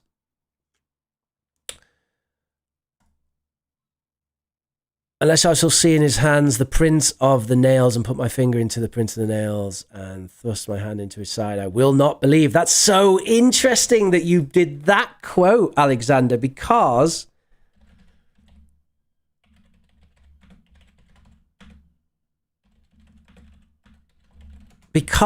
I was just the other day listening on a podcast. It was Joe Rogan, actually, discussing the famous Michelangelo painting with Thomas and Jesus. Do you know? It's this one. This is a painting by Michelangelo, and this is Jesus after the resurrection, and this is Thomas, who didn't believe that he would be alive. Thomas, I can't remember Thomas's profession, but these two guys, I believe that is Simon Peter and the other guy who hangs around with Simon Peter, the other fisherman. There's two fishermen. These are fishermen who were disciples of Jesus, and this is Thomas. And you can see look at the face. It's so good. Let me just say this: Michelangelo was a genius. A genius. Anyway, I don't want to get too... we are an English learning stream. I don't want to upset anyone by going on too much about that. Banyan trees symbolize reforming of the spirit of Xi Jinping. Is it symbolize followed by... They symbolize reforming, symbolize the... Yeah, it's symbolize plus noun, Dan. So symbolize plus noun. And, of course, in British English, it's I-S-E, not I-Z-E. So symbolize, I-S-E, and we would follow it with a noun. So, yes, a gerund is one option because, of course, gerund acts as a noun.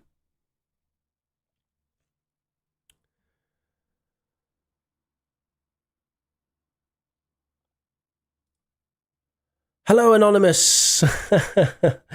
Yeah, no problem. I guess this is...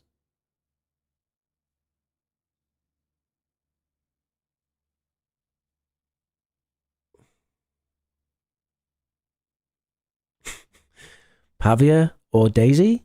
I don't know.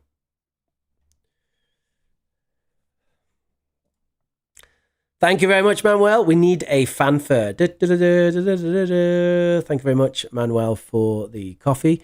If anyone else wants to buy a coffee for me, then the link is down below.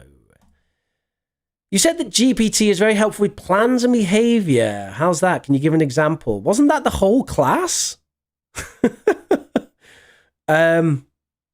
Plans was the whole class, no? The whole class was me using GPT to make a plan. So just take everything I did, Zoya, right, today, except now, instead of a study plan, use it to make a lesson plan. That's the same thing, right? Now, behavior, I'll tell you about behavior, Zoya. This is like you say to GPT, okay, my friend said this. Now, I want to say something sensitive, but I want to say no. Can you give me some suggestions how to say that?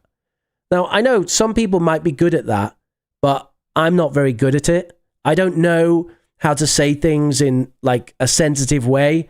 So sometimes I end up saying yes to things because I want to be overly sensitive about something, or I say no and it comes across in the wrong way. So I get GPT to help me to socially contextualize what I'm saying. And I think that's a great tool for anyone to have. So that's what I mean. Another example, Zoya, could be if you go to another country, like if I go to China and I want not to offend anyone, then I could say, oh, I'm in China and someone has invited me to a meal at their house. What should I do to be polite? And then ChatGPT can tell you things like that. So it's really good about things like that. And of course, you can use all the techniques we talked about today in order to make it specific and precise about that.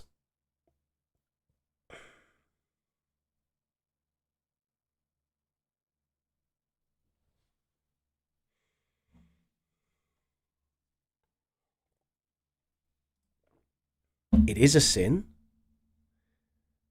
Taking communion without baptism. No. What was Julia's question?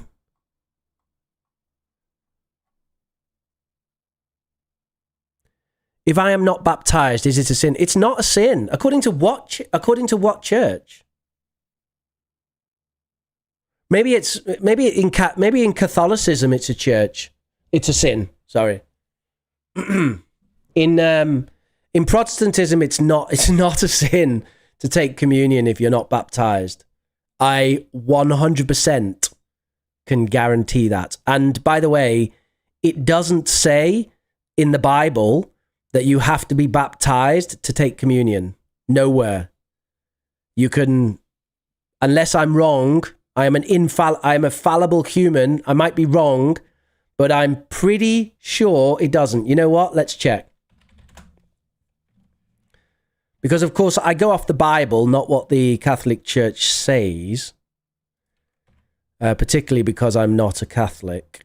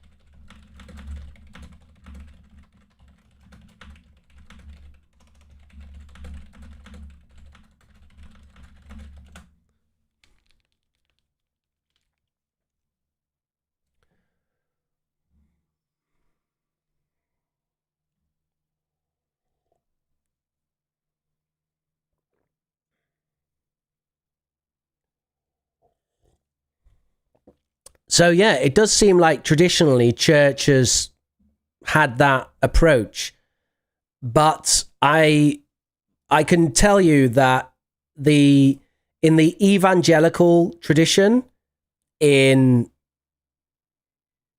England, so evangelical Anglo Christians, I can tell you that you may take communion without having been baptized. Also, in general, with baptism, we believe it is important but not necessary for salvation. So I think it's worth saying that baptism is important but not necessary for salvation, according to the evangelical Anglo Church.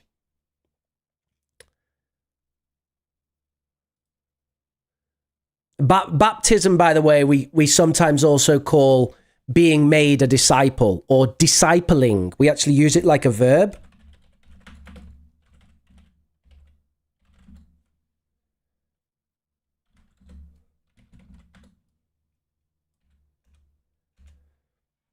So for the big thing about baptism in our church that I can tell, of course, it is an act of repentance and washing away sin. But the important thing is you are then a disciple of Jesus when you're baptized. And now you have the mission to go and spread the word because you are now a disciple, being made into a disciple by the act of baptism. This is what Jesus instructs his disciples to do that. He says, go around the world and make disciples of the world. And so they do. So yeah, anyway, that's what we believe. We've got super religious now. I need to try and avoid religion a little bit on the streams. Well, or not. I don't know. I'm happy to talk about this stuff, actually. I don't want to offend anyone.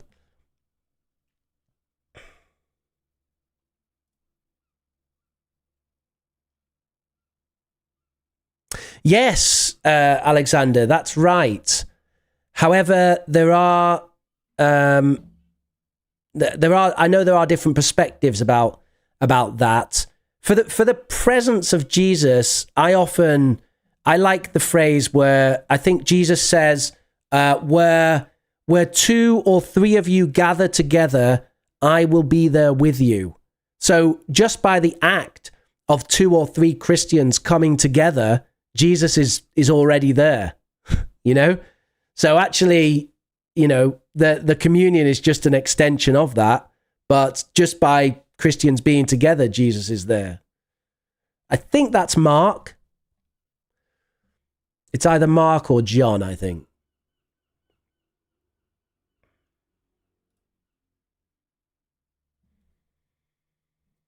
Yeah.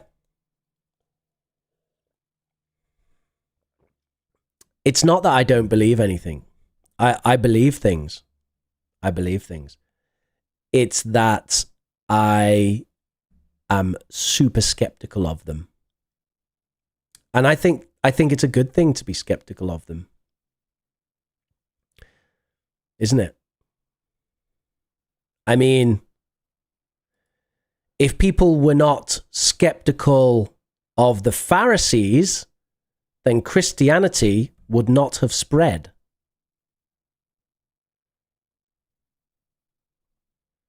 without the intervention of God.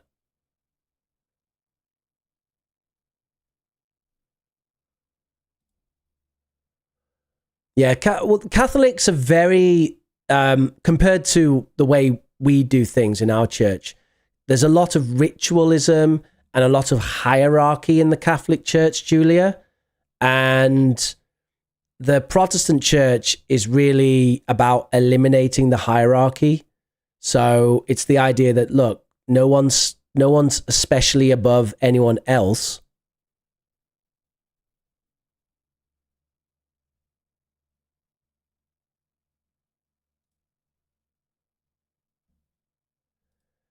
Well, confession of sins is necessary, Pavia. That's true. The confession of sins or baptism? For the confession of sins, that is necessary. Confession of sins, but you don't need to say your sins, because why would you confess them to a person? You need to confess your sins to God, not to people. And so, yes, confession is super important, but I don't need to speak them.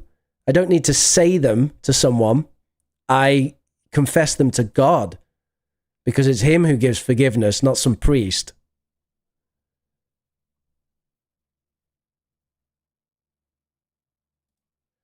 I think we can all agree that the early Catholic Church did some good things.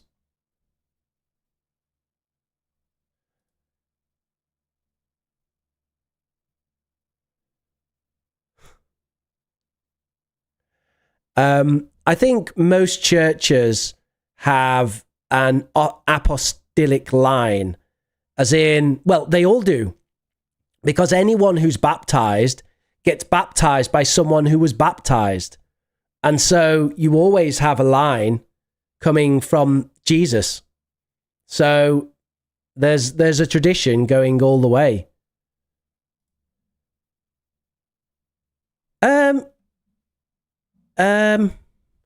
Yeah, right. Let me find out.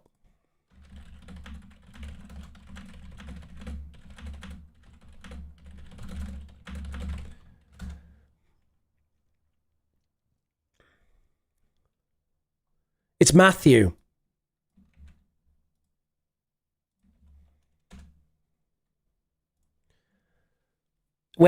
For where 2 or 3 gather in my name, there I am with them. It's not about communion. It's just about Christians being together. So you're talking about the presence of Jesus, right? Well, the point, according to Matthew 18:20, Jesus is there when 2 or 3 of us are together. That's it. That's all you need. And I love that. I love that idea. You know, and it's one of the reasons, you know, you meet a Christian, you meet someone, you say hi, and you go, "Oh, you're Christian." Well, that's 2 of you. So Jesus is there. That's great, isn't it?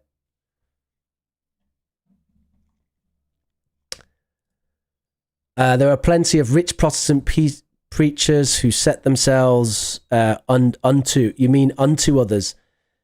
Well, Alexander, we all have sin in our heart. And so, in spite of our best intentions, we do things which are bad and wrong and opposed to the path of God. And we do it intentionally, and we do it by accident. And it doesn't matter if you're a rich Protestant preacher or a pope or whoever you are.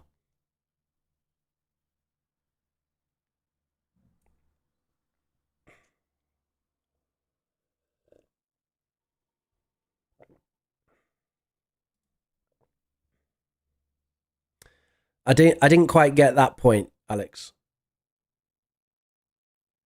Are you saying how can someone be a Christian apart from the Holy Communion?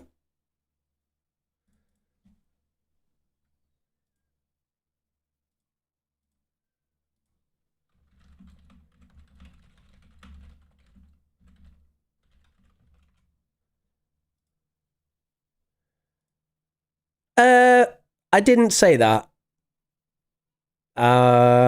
I said that there's a lot of hierarchy in Catholicism, but I didn't say that Protestantism has no hierarchy.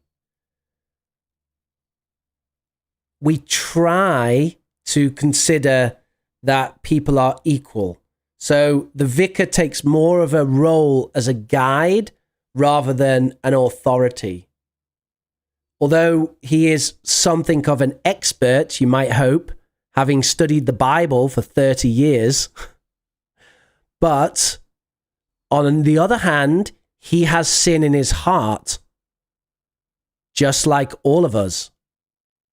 So there's nothing especially elevated about him. You cannot be saved by your acts. You can only be saved by the grace of God. I feel like I'm preaching now. According to my church. I'm not a vicar. I'm just discussing what the evangelical church believes. I hope you find it interesting. Please don't take this as being the way or anything, but it's what we believe. That and it's in the Bible. You can only be saved by grace, not by your acts. So no one can be holy enough because of the sin in our heart. If you forgive the sins of any, they are forgiven. If you retain the sins of any, they are retained, which is the foundation of confession. If you forgive the sins of any, they are forgiven. If you retain the sins of any, they are retained. If you forgive the sins of any, they are forgiven. If you retain the sins of any, they are retained. I see. I can see the point there.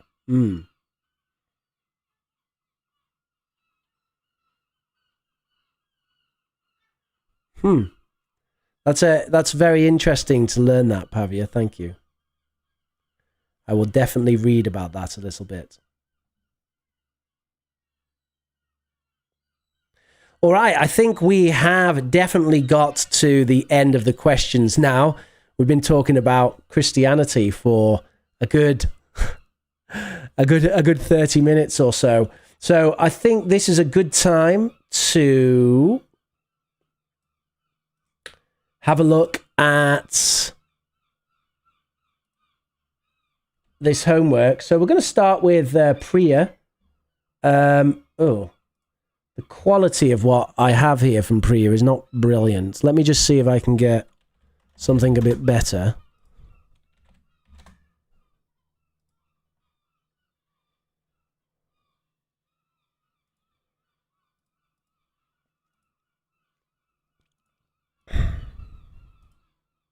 Oh, that's better.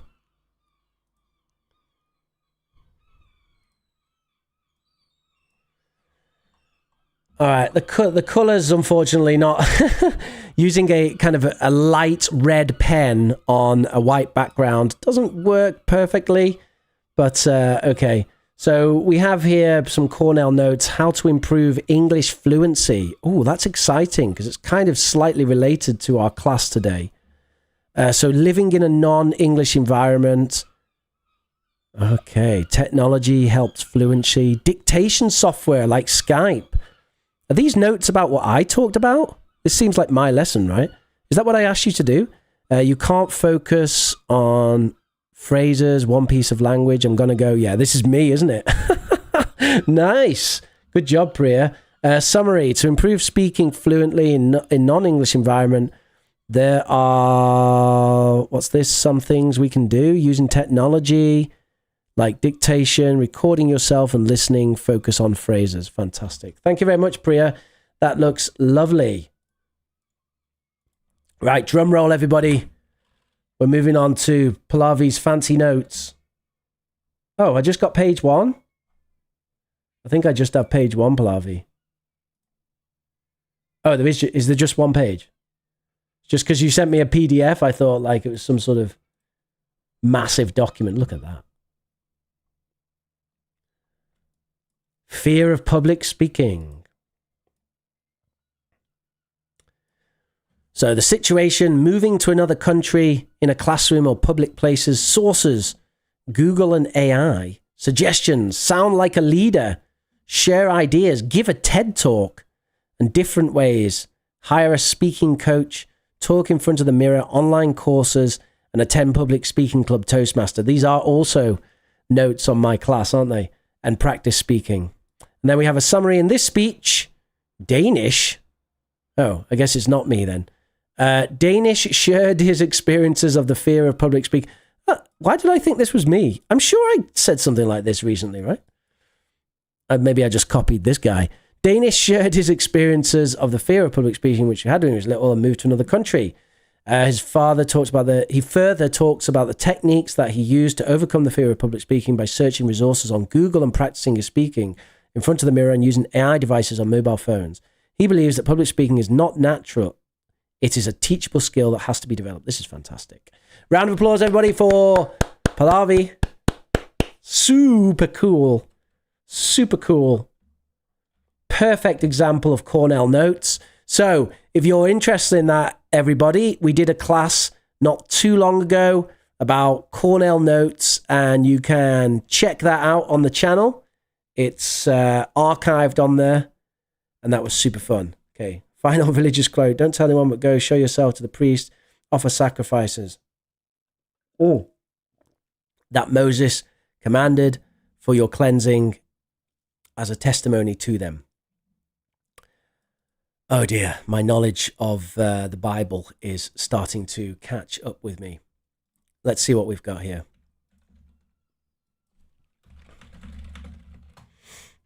So we're talking about Mark. Yes. Yeah. This is before the new covenant, isn't it? So this is before Jesus died for us, Alex. So if you think as well, another thing that Jesus said when the rich man came to him and said, Jesus, what can I do to get into heaven? And he said, go home, sell everything you own. And the rich man went away feeling sad. And Jesus is like, it's easier for a camel to go through the eye of a needle than for a rich man to get into heaven. Right? And then one of his disciples, and I don't remember who, but one of his disciples goes, Jesus, what can we do? If you make it sound so difficult to get into heaven. How can we possibly do that? And Jesus says, with man, this is not possible, but with God, all things are possible.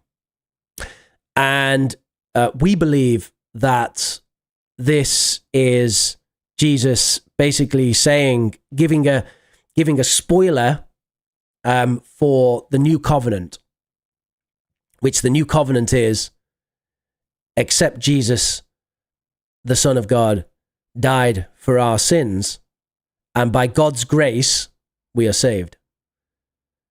And we can see this in other ways as well, like the murderer on the cross, who recognizes Jesus. He doesn't confess, actually, as far as we know, does he? He's just a murderer on the cross, and he says, I do believe you are the Son of God. And Jesus says, there will be a place for you in my Father's kingdom. So, there's these examples that by grace alone we are saved. This is a really interesting theological Christian discussion, and I just want to make it very clear, everything I've said, that again, I converted to Christianity not that long ago, so I'm absolutely not an expert, and most likely people like Pavia and Alexander know a lot more about the teachings than I do. So please Don't take what I'm saying as authoritative. I'm just explaining my current understanding, and I really appreciate their comments, and I think it's important to continue to study and learn and try to understand these things.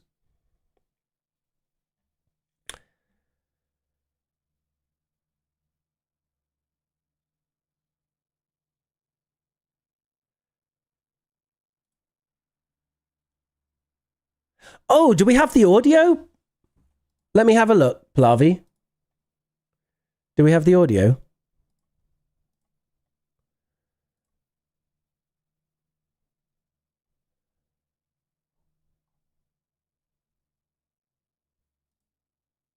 Is that this? Let me have a look.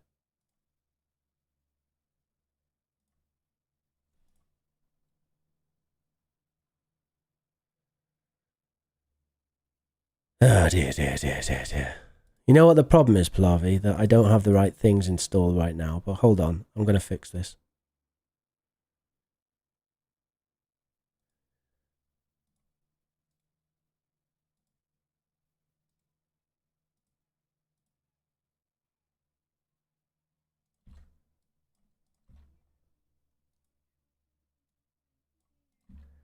All right, here we go.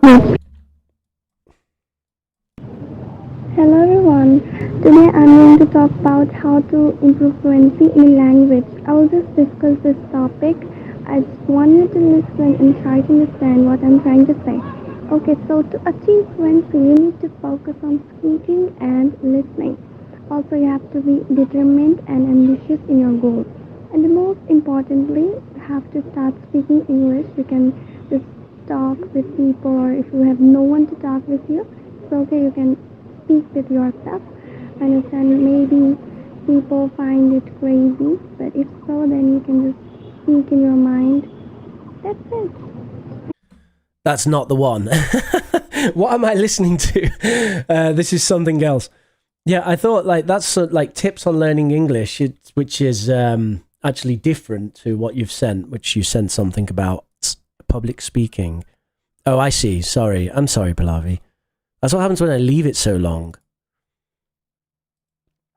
All right, let's have a listen.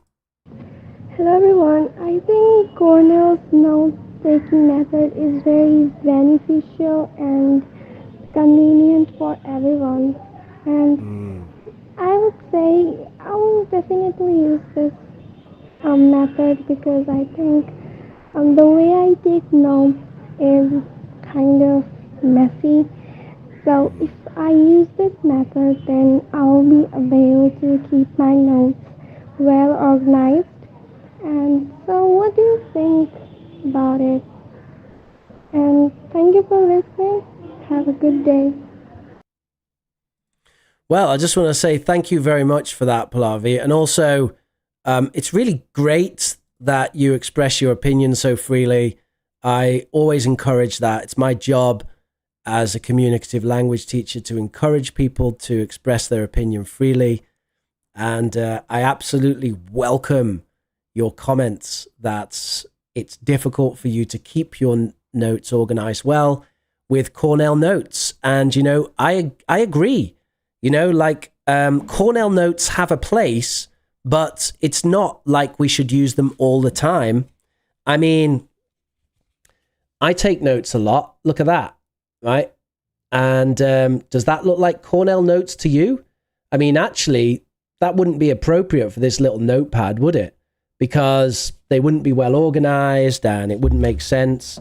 And you can also see, we can also see like here, some other notes, right? And I take notes all the time like that. But I think that Cornell notes are really useful when we're talking about active listening or active reading. So if you want to get engaged with what you're listening to or what you're reading, then I think Cornell notes are awesome. All right, everybody. So thank you very much for joining me today. Thank you very much for joining me today. My name has been Professor Rich. I hope this lesson has been useful to you. like, share, and subscribe, and all the rest of it. And hopefully, Alexander and Pavia can teach me some more about Christianity in our next lesson. I will read the Bible more. Thank you very much, everybody. Have a lovely, lovely, lovely weekend. Enjoy yourself.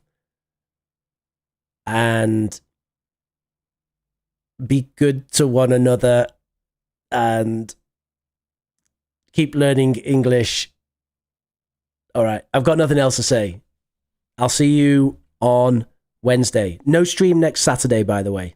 Key point.